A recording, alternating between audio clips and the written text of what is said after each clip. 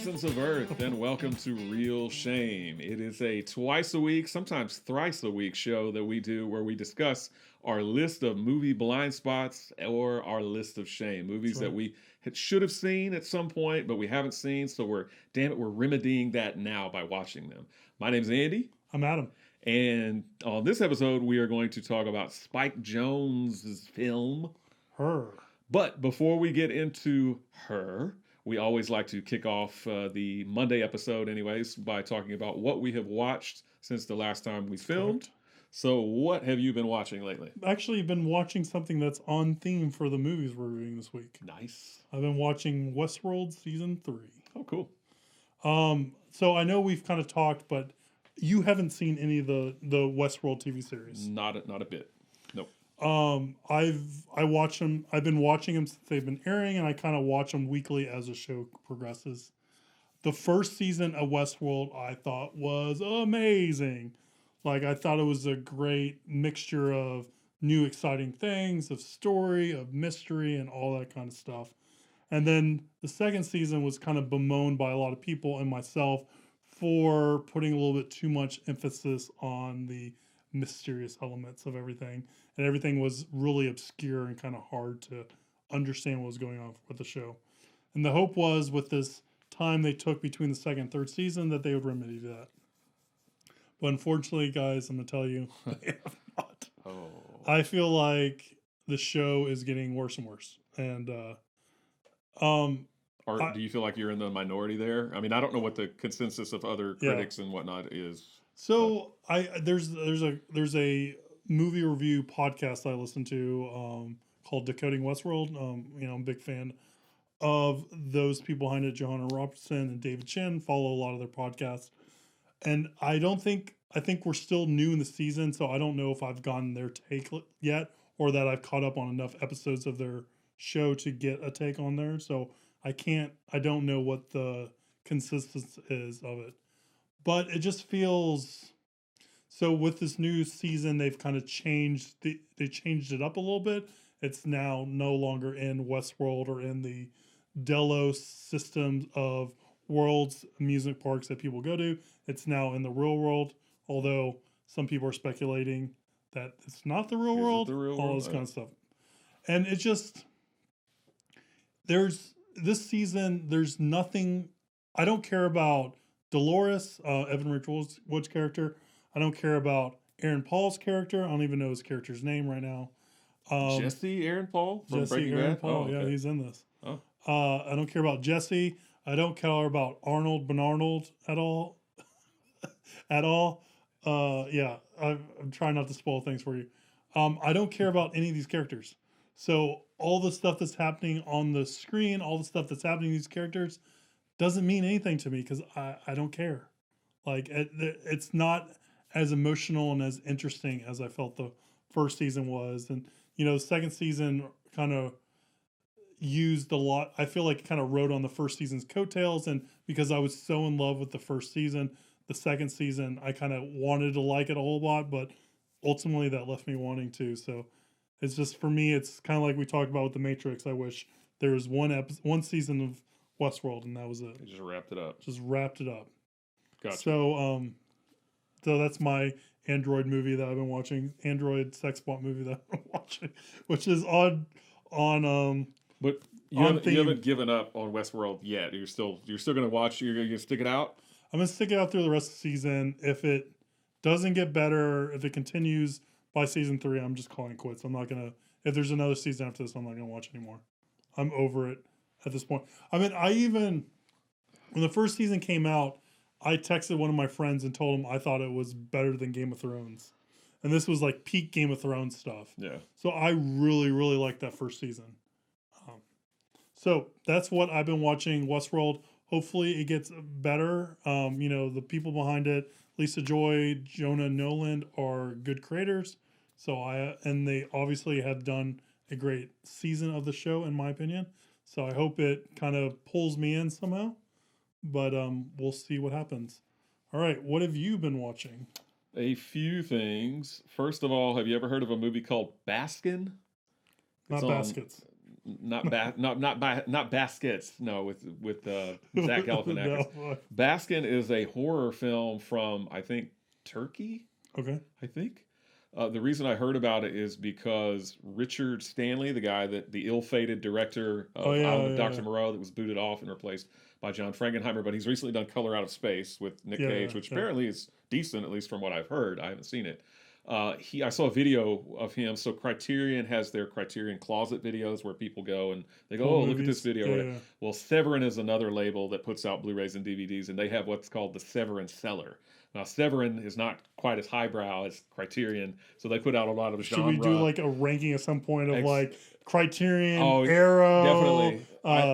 Vinegar Syndrome, yeah, Code Red, yeah, all those, yeah. all those. Absolutely, we could do that. But he does an episode of the Severin Cellar, and one of the movies that Severin Films has put out on DVD or Blu-ray is Baskin. Never heard of it, but I thought it sounded interesting. He said it was kind of Lovecraftian, kind of like Color Out of Space, which he did. I watched it because it's streaming on Hulu, which I have a subscription to, and I didn't like it at all.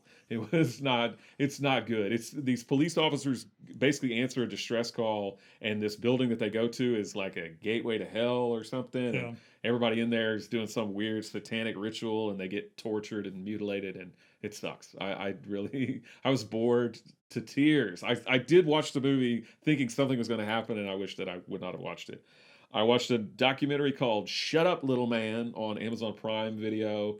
I thought that was an interesting. It's an interesting doc, I guess, about these two guys that in the late '80s lived next door. They were in an apartment complex. They lived next door to two older men that argued constantly. So they tape recorded their conversations. And the title comes because one of the guys would always yell at the other one, "Shut up, little man." It sounds like a Winnebago Man kind of. I got that kind of vibe. But they basically they made copies of these tapes, and their friends made copies of those tapes. So it spread all over the place, and it became a play, and all these people were doing stuff with it. At one point in the '90s, they talked about doing a feature film of "Shut Up, Little Man," but it just fell through. Starring Oscar Isaac.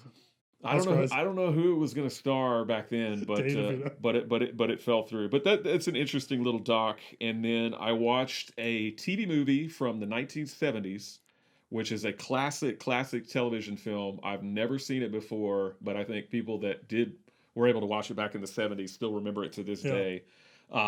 Guillermo del Toro saw it when he was a child, and he loved it so much that he co-wrote and co-produced a remake of it in 2010. Scary Stories. Don't be afraid of the dark. Don't be afraid of the dark but I watched the original 70s television film, and I could see maybe how it would creep you out back then, but it's very slow. It's very dated. I still enjoyed it. I thought it has a very unexpected, I felt like, kind of ending. It didn't go the way that I thought it was going to go. And I have not seen the Guillermo del Toro produced remake. He didn't direct it, but I haven't seen the remake. But it was okay. And then finally, I've watched a little bit of YouTube lately. I've been getting more into some YouTube stuff. Oh man, you're falling man after my own heart. This platform that we're on right now that you're seeing us, if you're not just listening to the audio. But there's a show called Taskmaster from the UK. Have you heard of this? No. I heard that, so I saw on Reddit or somewhere about the show. It's like, oh, if in these quarantine times, a great show to watch is Taskmaster. It is basically a panel. It's what they call a panel show in the UK. There's a panel of comedians, and there's a host and kind of his sidekick. Yeah. The host gives the comedians different tasks to do, and they show how those tasks kind of wound up. Like one of the tasks is to there's an egg on a table, and there's some materials, and the goal is to stack the egg as high as you possibly can. Interesting. But it's funny because they find different creative ways to kind of get around, and they go, well, it doesn't say I can't do that. It doesn't say I can't take the table outside, or it doesn't say I can't do this or whatever. So there's all these little interesting things that they do. I thought the show was really, really funny, though. That's cool. I'll have to check that out. Yeah, it's cool. So they have series, because they call them series in the UK, not seasons. They have series, I think 1 through 3 or 1 through 4 on YouTube, the full season, so you can just watch it. So of like the British panel shows, I love the Great Big Quiz Show they do every year. I've heard of that. I haven't watched it. I'll watch those, and it's like it's 90 minutes. It's like 90 minutes to 2 hours long. It's really long, but it's really funny.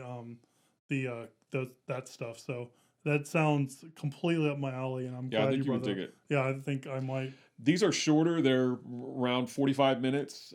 And honestly, I've never heard of any of the people that are on the show. I don't know who Yeah. any of these comedians are. I would imagine they're huge in the UK, but they're just not huge Yeah. over here. But these people are all funny. At least, and I'm only in the middle of the first season, and it's a different panel every season. Gotcha, So gotcha. I don't know who it's going to be on the end. And does everyone try? Like, my biggest worry is that if you get a bunch of comedians, like, you're gonna have some people that just want to be funny and goof off and not really try. But it seems like from your example, the more interesting stuff is people that are actually trying to. Yeah, I think accomplish that at that least task. again in the first season, I think they all actually make an effort to accomplish this task and to do it in the best Gotcha. possible way. So they get points for creativity, or if like the egg, if you break the egg, you fail Yeah. immediately. So some of them break the egg, and so they're disqualified, and it's very interesting. And they get points for each task. There's I think usually 3 tasks per show, and then they do a task right there on stage. Gotcha. So it's very cool though. I think you would dig it. But that's what I've been watching.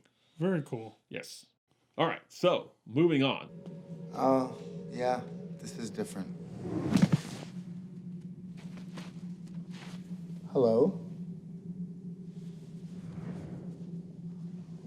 Do you know how to get out of here? I need to find my ship to get off this planet. Fuck you, shithead, fuckface, fuckhead. Okay, but do you know how to get out of here? Fuck you, shithead, fuckface. Get the fuck out of my face. I think it's a test. Fuck you. Let's get into this is Spike Jonze's 4th film, only his 4th film, That's so crazy. and he has not done anything since Her, no feature films, sorry, since Her. But Her, if you haven't ever seen it, we'll run down the plot for you. Her takes place in a futuristic Los Angeles, although it looks kind of weird, and the Probably fashions because it was are, shot in Shanghai. yeah, the fashions are especially. Men, if this future comes to pass and you don't like wearing high-waisted pants, you're SOL because all the men in this movie have very high-waisted pants. They all look like old men. But Joaquin Phoenix plays a kind of lonely guy who works for, what is it, beautifulhandwrittenletters.com. Yeah, where they he- said the name so fast I didn't catch it, but I did catch the .com. Yeah, I think it's beautifulhandwrittenletters.com, where he writes letters from this person to this other person. Basically, he's a professional letter writer. And some of these people that he's been writing letters for since they were children or whatever, since they were very young or for, a decade or whatnot. But he's a lonely guy. He is going through a divorce with Rooney Mara. And just kind of on a whim, I guess, he picks up a new operating system that happens to be voiced by Scarlett Johansson. I was about to say Samantha Morton, who apparently was the original voice Yep. for the operating system, but it's Scarlett Johansson with her. And I think she has a great voice. She has a very unique Yeah, voice. she does. But essentially, they fall in love and begin a relationship. And what's kind of odd, or maybe not so odd, is that other people are also kind of having relationships with their operating system in this film. But the rest of the movie is kind of basically what happens with their relationship, what comes about, and along the way, your favorite person, Chris Pratt, is one of his coworkers, and Amy Adams plays one of his friends. A very disheveled Amy Adams. A very disheveled Looks like Amy they Adams. picked her up out of the alley out back. She's a video game designer in the film that Freaking he is weird. friends with. But we'll just dive right in. What did you think of Her? You'd never seen it before. What did you Yes, think? I haven't seen it. This is one of the movies on my blind spot. Right. So I remember hearing a lot of positive reviews of Her when Her came out. Mhm. I didn't want to see this movie. So you know this, but I don't know if our audience knows this. I'm not a Wes Anderson fan. Yes. And you guys might be like, wait, this is a Spike Jonze movie. Why are you saying Wes Anderson? Because this looks You like think a they're Wes similar? Anderson movie. Yeah. It's very like pastel-y in the colors. It's very like, I hate to use the term hipstery, but like there's that kind of style to the I movie. agree with that. I agree. So, and the reason why is I feel like it's style over substance. And unfortunately with Her, I also feel that it's style over substance. There's not a lot to this movie. It feels very one note to me. And it's just all about this pastiche of hipsters. All the male characters look like Spike Jonze. They're dressed to look like him. They have the side swooped hair. They have the mustache in the same way he does. They have his, like I was telling you earlier, they raided his wardrobe closet. They raided his closet for the wardrobe. um, it doesn't. It doesn't feel realistic, and maybe there's a lot to say about that, and that this was his view of things, and every director can kind of bend reality inside their movie to make it match. But it just felt like everyone looked the same, everyone acted the same, the whole place looked the same, so it felt just very like one note. And the story for me just really didn't do a whole lot, and I felt like there wasn't a lot of dynamics to the story. Wasn't very dynamic. Just felt like it just kind of sat here in the middle, very like milquetoast and all that kind of stuff. I'm using big words. Hopefully I sound smart. Just felt very like middle, like there wasn't a lot of change or like rising action or anything. It just felt kind of like sat here. So I of the movies we've seen, this is by far the one I like the least. Wow. I actually, yeah, Kirby just barked.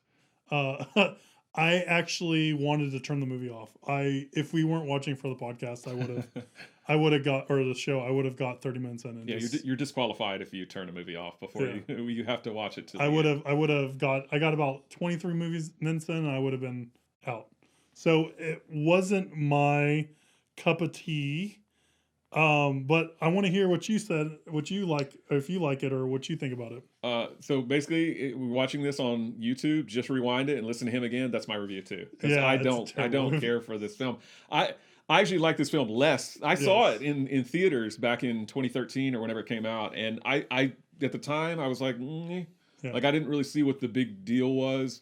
I liked it even less than that this time. This movie goes nowhere for me. It goes nowhere. There's hardly any story to it. I mean, there's like the very pencil thin, like a pencil person of a story, right? It doesn't really go anywhere. It's not really a slice of life. Joaquin Phoenix's character really, I mean, he kind of changes towards the end, but the whole movie just feels one note the whole time. Yeah, you know what I mean? I don't think he really changes much at all. I agree. It is. I mean, it goes nowhere, and it's 2 hours at least. It's so I believe it's just a little over 2 hours, and it's 2 hours of nothingness to me.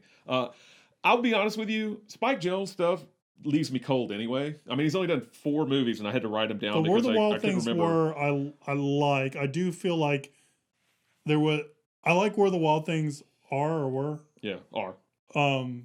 But there is not a lot of substance to that either. It looks amazing. Yes, I do. I agree with that. I think it looks cool, but I'm just like, I mean, Being John Malkovich, it's been forever since I saw Being John Malkovich. I saw it when it came out and I haven't seen it since. I seem to remember thinking that was just so quirky and oddball with the Malkovich, and seeing John Malkovich play this goofy character. Yeah, Malkovich. I seem to remember liking that movie decently. Yeah. But I'm just not a huge Spike Jonze fan. But then again, the only other movie he's done besides those ones we just mentioned is Adaptation with Charlie Kaufman. Another Charlie Kaufman movie. But his stuff just kind of leaves me cold. Yeah. And her probably leaves me the coldest. Yeah, for sure. As far as that goes. Like you said, I mean, so he has this relationship with Scarlett Johansson, but it doesn't amount to much of anything. Now, I think Scarlett Johansson does a great job with just her voice work. She's the best thing in the movie. She is the best thing in the movie. Joaquin Phoenix kind of plays this boring character that I feel like I've seen him do in at least some other movie. Yeah, for sure. But not that he's bad, but I just don't give a damn. I just don't care. Yeah. About this movie. Having said that, though, there are some funny things I thought in the movie. Like I did think it's funny that they've all got high-waisted pants. I mean, there's enough quirkiness because Spike Jonze definitely always puts little quirky things in his movies and especially in his music videos. Do you think that's intentional though? Quirky? Do you think that's intentional comedy, or do you think it's just funny because we're a-holes? Well, I don't know if that's intentional comedy, but what was intentional comedy was things like choke me with the dead cat. Yeah, that was so weird. Well, I thought it was hilarious though. So he's basically having phone sex with a woman, and while they're doing it, she's like, "Now grab the dead cat beside the bed and choke me with it," which I thought was quite funny. So I wrote in my notes that I'm not mature enough to watch this movie. I would giggle uncontrollably and felt so uncomfortable whenever characters were like orgasming. There's a like, lot on of screen. kind a of lot of sexual that stuff, cut to black, the dead cat stuff. It made me uncomfortable. It made me so uncomfortable, like the whole movie. And there's the one scene where, and I got vibes of Blade Runner 2049 with this, where the girl from Mr. Robot, I told Portia Doubleday. I told Kirby the exact same thing. Yeah, but done better in Blade Runner 2049. 100,000%. Portia Doubleday, if you watch Mr. Robot, she's on that show. She doesn't really speak, but she's kind of acting as a surrogate for the Scarlett Johansson character, because obviously since Scarlett Johansson's character, Samantha, I keep saying ScarJo, Samantha or Sam, is an operating system, they obviously can't have physical contact, so this is their way of having physical contact. But it's very awkward, but it's meant to be. Yeah, that part is meant to be awkward, and I think that kind of stands out a little bit in the rest of the movie. And again, Blade Runner 2049 did it a lot better. Yeah. So again, like we kind of talked about with, the John Carpenter movies, is whenever I'm not into a movie, my brain starts kicking in. I start being analytical about the movie. I can't stand the sound design of Samantha's voice. So in the movie, her voice is supposed to be diegetic, right?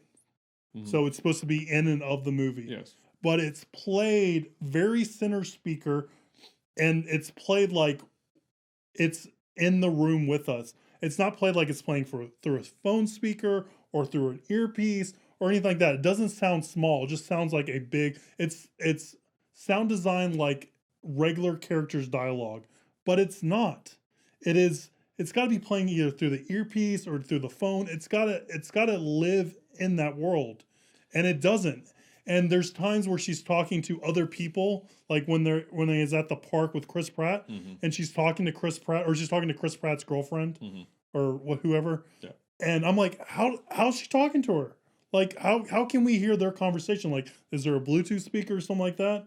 Like, I that just drove me so crazy that I felt like the voice didn't fit inside of this world, because I didn't know where it was coming out of. Yeah, but I feel they had to do it like that, right? I mean, because that voice is, most of the movie. So I feel like if sometimes it's coming from over here, or this earpiece or this phone or whatever, and it sounds different every time, I feel like that would be distracting. It might be, but it might also be interesting where, again, this filmmaker Adam, who has never made a movie, so take that for what it's worth, but maybe if you can only hear maybe Joaquin Phoenix's inner dialogue and her through his earpiece, so you're all in his sensing of the world and all stuff like that. So she can't talk to other people unless they have an earpiece, but you're getting all this communication filtered through him, like, would make a much more interesting movie than that. Like I said, whenever she first started talking to him, when he loaded her on the computer, I was like, where's that coming from? Yeah. Like, does he have like surround sound in his house? Like, you can hear her very clearly. And at that point I was like, okay, every time she speaks, I'm just like, where's that coming from? And just kind of, it took me completely out. I couldn't focus on the movie because, you know what I mean? I mean, I do, but I that sort of thing doesn't bother, or did not bother me. And again, like you said, the characters' clothing were so distracting for me. Like, I just couldn't help but notice it and stare at it and stuff. Well, I'm sure somebody has said this before, made this connection before, and I know that this movie came out after her, but I couldn't help thinking that if you've seen the movie Lucy, that Lucy becomes a USB drive, and I think that becomes Samantha for his operating system. I will say I kept thinking that Lucy's a better movie. Yeah, which says a lot, because I think Lucy's pretty terrible. It also made me want to see, like, In Her Skin, which is another ScarJo movie, not in the same milieu, but it's also like very like internal to that character kind of movie. Actually, she's the alien. Yeah, I actually haven't seen it, but it just made me want to see that. Yeah. We'll leave it at that. The best thing in the movie for me was that little alien guy in that game he's playing, voiced by Spike Jonze. That was awesome. That guy, I wanted a movie with him. Like, I love the little video games. I love the one where you got to be the best mom or whatever, and the kids go crazy because the video games I think are funny as well in this movie. But yeah, the little alien guy, because awesome. He's very foul mouthed. Yes, it was so great. Yeah, I do like that part of it. I agreed. It won an Oscar for screenplay. No, did you notice they did? It won an Oscar for best screenplay. against. We have to look Spike up. Jones written. We have to look up who what it went against. There's no way. I mean, Yeah, it that did. movie. I mean, it's barely. It's by the definition a movie, but it's not a movie. Like there's not a lot of things in it that elevate and make it a movie. In my opinion, it's just moving pictures with sound at this point. Yeah, it's not. The concept behind it, the story behind it is potentially interesting, but this movie is not interesting to me at all. And it's just one boring. that it's one of those things, and I'm going to get in this conversation a little bit, and hopefully we won't dig in too much.